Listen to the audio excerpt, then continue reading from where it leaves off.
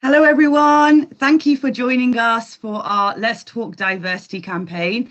So we're doing a series of interviews with professionals and patients alike who either work in the diversity sector or have a story about their feelings and views on diversity that they'd like to share with us.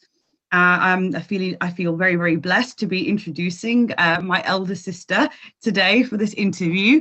My sister is a psychotherapist who works in psychology services within the NHS and some other positions. So can you tell us a little bit about your current position? So I work in within the NHS, within psychological therapies and mental health, and we take referrals from GPs and other services and other professionals for people with a variety of mental health issues and disorders, symptoms, long-standing historical issues, and we have various pathways within the service on which to place a patient and offer them a variety of treatment options. I also work with younger people in schools. I also offer training. I also do private work. I also do community-based work, and also studying for further qualification. So yeah, keep myself busy. And do you want to share what the further qualification is? Yes, I'm doing further qualification in psychosexual therapy. So that's absolutely amazing. Yeah. So yeah, it's an interesting journey. I've only just started it, and it's a 2-year program, but it's a fascinating area, and I'm very much looking forward to sharing my skills and hopefully helping more people. That must be a really interesting area that you're taking forward, considering that are there many BAME individuals doing these kind of courses that you're aware of, or do you feel like maybe you're breaking a mold within this area? I have not come across many BAME individuals within psychosexual therapy throughout my years of being a therapist in various guises, to be honest. A lot of NHS psychology or mental health services don't provide a psychosexual service in-house, but there tends to be a psychosexual service within some part of the of that locality's community. But because they tend to be small services, the waiting lists are generally quite long, easily a year and a half, sometimes even 2 years. There are obviously private services as well out there and private therapists. It is very niche. So I am hoping to break some molds and stereotypes by being a British, Pakistani, Asian, Muslim woman, to kind of offer this service and being able to hopefully offer it in several languages, and also to be able to access the BAME communities that I have access to, as well as the wider community. So let's see where we go, but it's certainly an interesting journey so far, and I'm very much looking forward to exploring what the rest of the course has to offer. Sounds like you're breaking stereotypes going into this kind of area, and you're always breaking stereotypes going into the kind of work that you do. So tell us a bit more about your career background and experience. Where did you start and how did you end up at this point? Okay, so I started off by doing a psychology degree, and then pursuing a forensic psychology master's. I'm just mentally running through my CV in my head, so I did that, and then I worked in prisons and secure units for a while, and came out of that because through being in those environments, I realised how prevalent mental health issues were and how little recourse there was for offenders to get the mental health support that they needed for the long term, whether it was mental health issue that had actually brought them to being in prison in the first place, or they developed mental health issues after coming into prison. So whichever way around it was, but there just wasn't enough at that time that I felt that prisoners needed. So that just piqued my interest, and I thought, okay, you know what, I want to maybe step out of this world now and learn a bit more about mental health. So then I came out, did another qualification in mental health, and began to work directly one-to-one within the community for people with common mental health problems. Did that for a while, and then came out of that, and I thought, right, I want to work back in the criminal justice system. So I did. So I worked with the police and probation and the courts within my locality. And then from there on, I went more onto the other side. So I wanted to see how the commissioning aspect of mental health services work so that I could understand both sides, because it's easy to say that when you're a practitioner, oh, we need this resource, we need that funding, we need this. But I thought, let me see what happens on the other side with people who have to manage the money, who have to manage resources, who have to decide where to put the resources and the funding and who needs what at which time. So then I spent a bit of time on that side of the desk to kind of, give myself that grounding, and then came back out into the world of mental health because I missed that face-to-face and client contact, and did some work abroad, and then came back and I thought, you know what, I want to skill myself up even more in mental health. So studied again for another couple of years, and then took on some more complex cases, more complex presentations, long-standing histories with people who have been through various services, and did that for a while. And so now I'm juggling that with schoolwork and now my further studies. I'd say that probably working in this kind of field, it must be quite a fine line in terms of all the experience that you've gathered professionally, but the use of that coming out in your personal life and always feeling like you're switched on. Do you think it affects your relationships and how you see and perceive people? I hear it all the time. People get quite worried when they're dealing with somebody who's a mental health practitioner. Oh, you're analysing me, things like that, and they tend to be quite cautious around you. What do you feel as an experience in your day-to-day, considering your background? No, it's a good question. I think a person has to be a certain way inclined to do this kind of work, because you have to have that in you to want to help people. You've got to be able to sit back and listen and learn and watch and kind of read between the lines as well, so that there's something about a particular personality that already is that way inclined for you to want to explore that even more. So I think all of my training and everything I've learned has only enhanced what was already within me and my own personality. I've always been somebody who has had an interest in people, who's always watching and listening and thinking and learning and questioning. I think that's just part of who I am.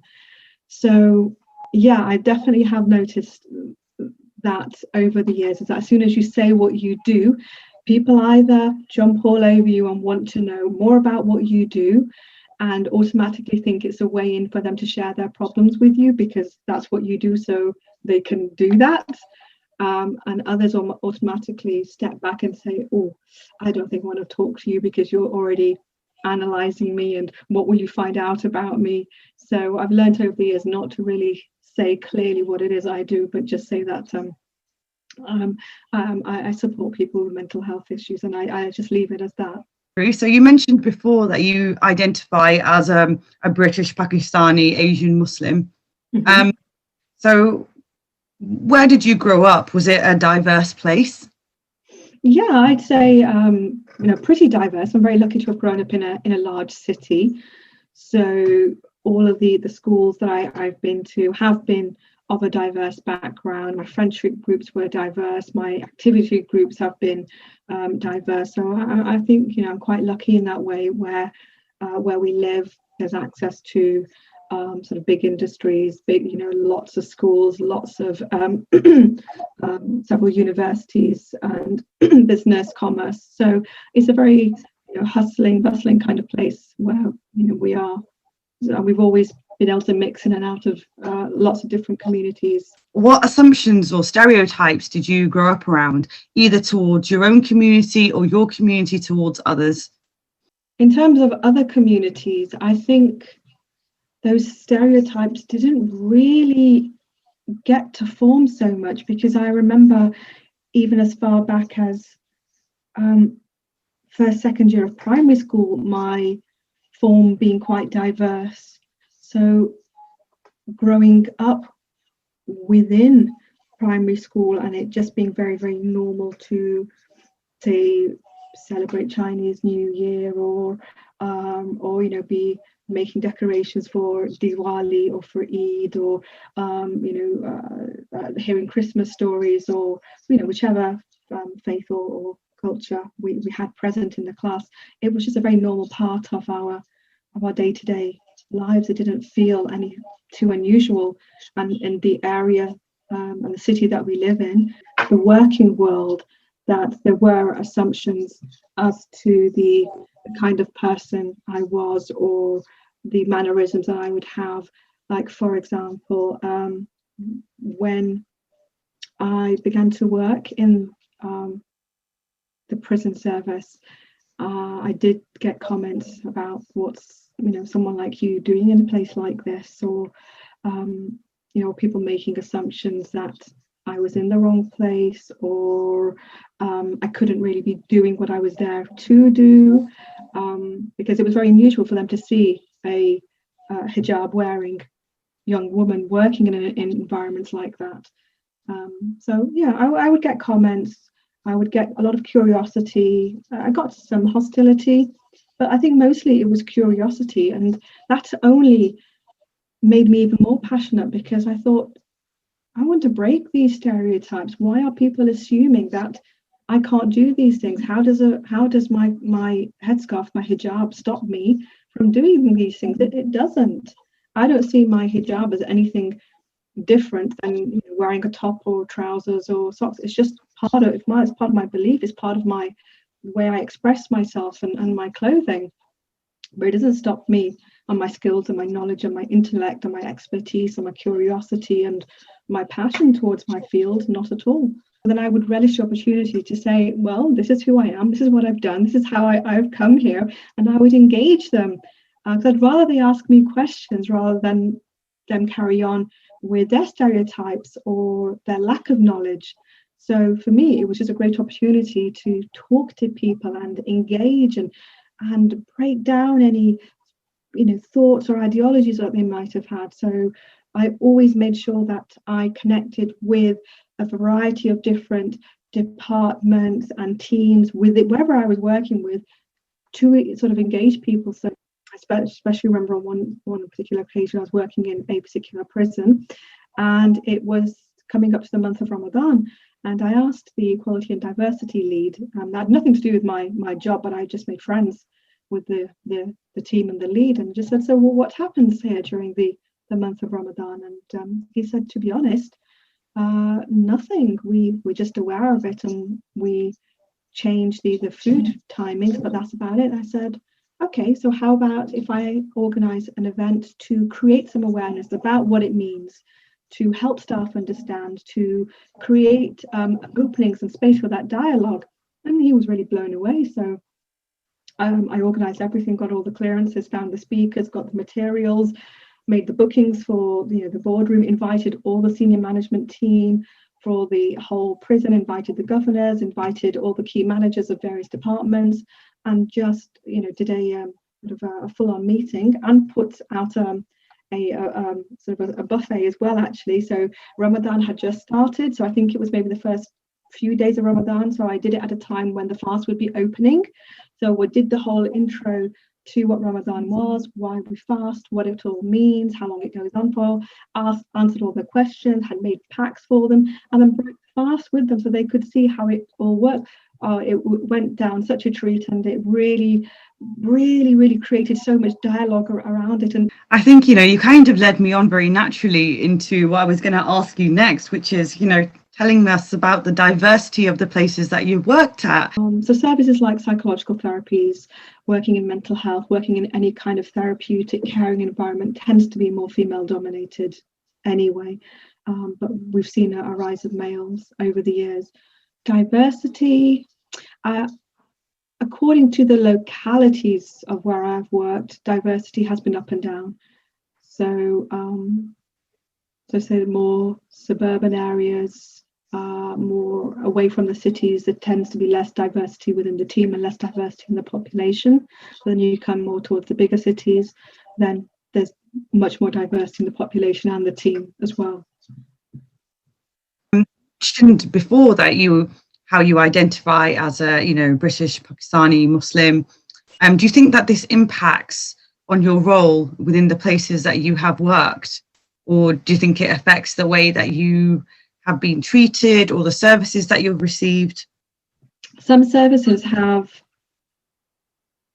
very much appreciated the fact that I can bring in the aspect of different cultures and languages and help them to understand different client groups, and even help to communicate or mediate between different client groups. And that has been very much a plus point. For others, I wouldn't say it's been a negative point, but I wouldn't say it has been a selling point either. Say if I've worked in a community that doesn't have diversity, and then a client comes in and sees somebody of a diverse background, and it can often take them aback. But that's okay, because for me, again, it is an opportunity to break down barriers and for people to see me for the skills that I have and the knowledge and experience that I can bring. So can you tell me about any experiences or times when you've experienced racism or discrimination, or witnessed any racism or discrimination? Yeah, absolutely. So there was one particular community that I was working within, a particular service, and and I remember going out and waiting for a client, and the receptionist called the client into the room, and the client walked in and saw me, and so automatically said, "Oh, sorry, I'm in the wrong room," and sort of spoke to me in a very sort of slow manner with a lot of body language, kind of presuming that I wouldn't understand what was being said, or that the client was in the wrong place because I couldn't be the person that they were coming to see. And I kind of had to say, "Hi, nice to meet you. I'm so and so, and I believe you're here to see me." And just that shock from this particular person, because they had not even considered that they would be seeing somebody of a diverse background.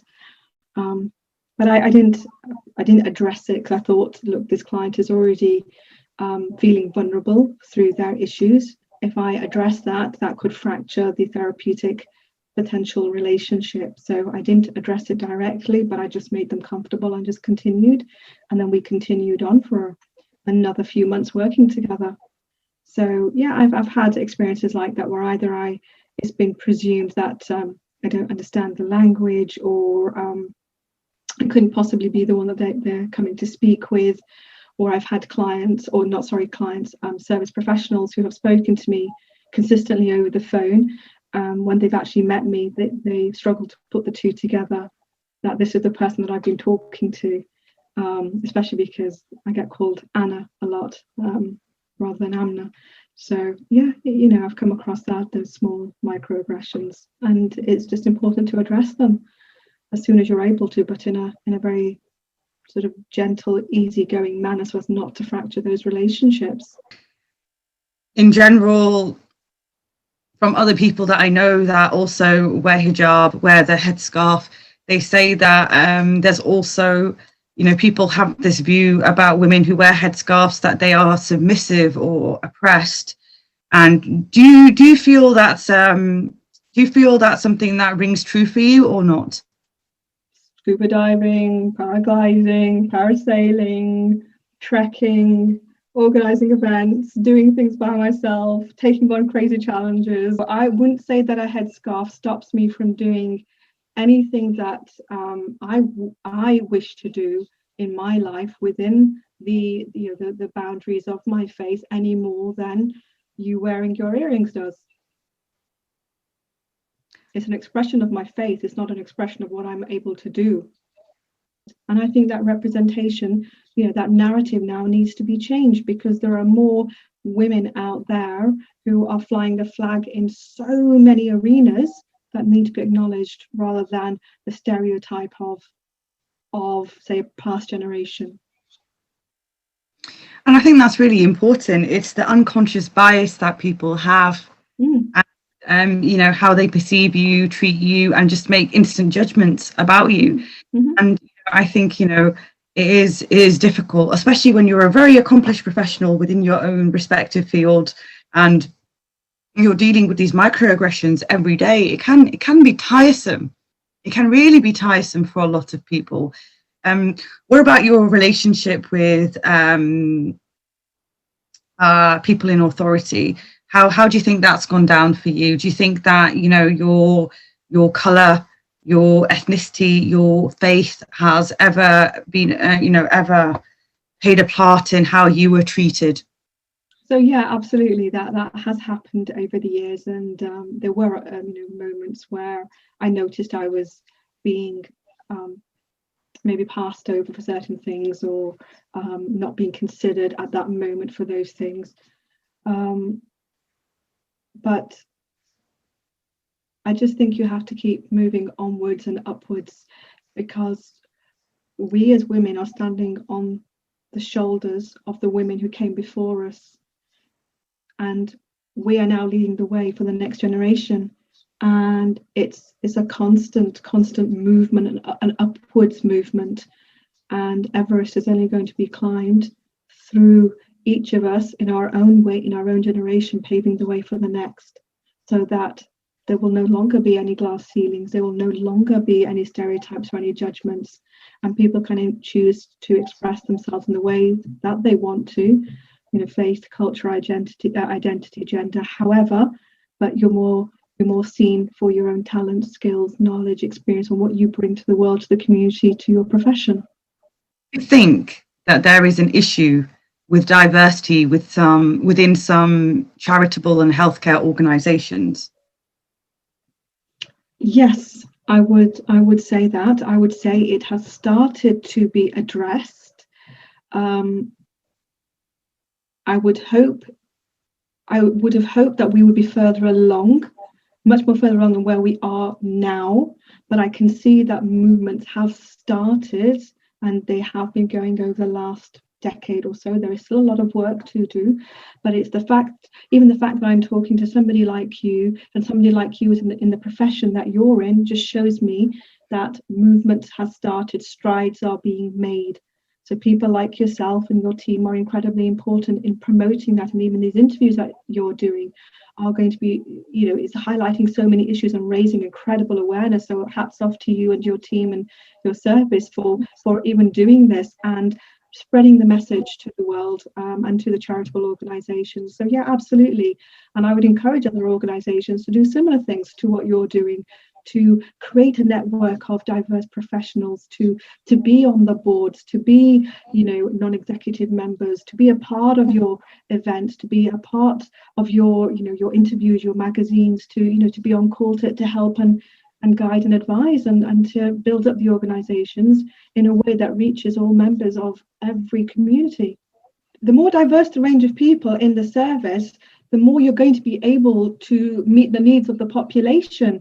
And people of diverse backgrounds have very, you know, different ways of thinking to the majority population, because they are living their lives between 1, 2, 3, multiple cultures, even multiple languages. So that flexibility that they have in their minds and their expression is something, you know, so important and varied, and that they can bring into a service as a way of thinking outside of the box. Like, for example, I was working with a service, you know, a couple of years ago, and one of the projects was, how do we spread the message of mental health within the males of the Black community in this area, because males were known not to talk very much about their feelings. Mental health wasn't even a thing to talk about, and the Black male population was notoriously known not to talk about their, you know, how they were feeling or what was happening for them. So, you know, they kind of called a meeting of a diverse range of people within the organization, not specifically within that department, just to try and bounce around ideas. And the idea that came out was just so simple but so mind-blowing, which was to train the barbers to talk about mental health. because men would go sit on barber chairs. They would have a chat about what was happening for them. It's like, you know, women, when they go to salons, they have a chat, hairdressers, and it was the same for guys. But if the barbers were trained to look out for mental health symptoms or triggers or what clients were saying, they would be in a position not to treat, but to say, hey, there's a good service here, here's some info, or yeah, I've heard this service can help, or here's a form. So you know, that was such a simple idea, but my God, was it mind-blowing. In terms of actionable points, what do you think organizations, you know, charities, patient advocacy groups, community networks can do to become more inclusive, diverse? What else can they do to improve BAME engagement? Is to involve service users, a diverse population of service users, to involve a diverse population of professionals, to work with other charitable organizations who have maybe got a fully functioning model, and to learn from them, you know, to work together as organizations and bounce off ideas, help each other out, you know, share resources, you know, where possible, but definitely to share ideas and to network. You know, if everyone's just sat in their own corner and trying to make their own waves, it'll just take a lot longer. But for people to come together, still support their, you know, their populations that they're specifically trying to work with, but at least link in with others, just like you're trying to do by talking to so many people to get ideas from them, to then feed back to your organization. A lot of the basis of these barriers for these communities is fear of the unknown, fear that as you go and seek support, other people will find out, or fear that our children will get taken away, or fear that they won't understand us, we're not represented here. It's all fear-based. And that's actually quite an interesting way of looking at it, removing that fear. I wanted to thank you so much for your time, your honesty, your confidence and integrity in speaking about such sensitive topics. And yeah, so thank you so much. You're very welcome. My absolute pleasure. And thank you very much for taking the initiative and doing this. It's so important what you're doing. And, you know, you're breaking barriers and stereotypes yourself by doing this. So, yeah.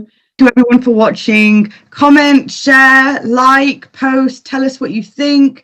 Tell us if you want to be interviewed, share, and just be a part of the conversation, be part of these dialogues, and let's hope to make some changes. Tell us what you've learned. Thank you so much for joining, everyone. Bye. No problem. Big hearts there for you all.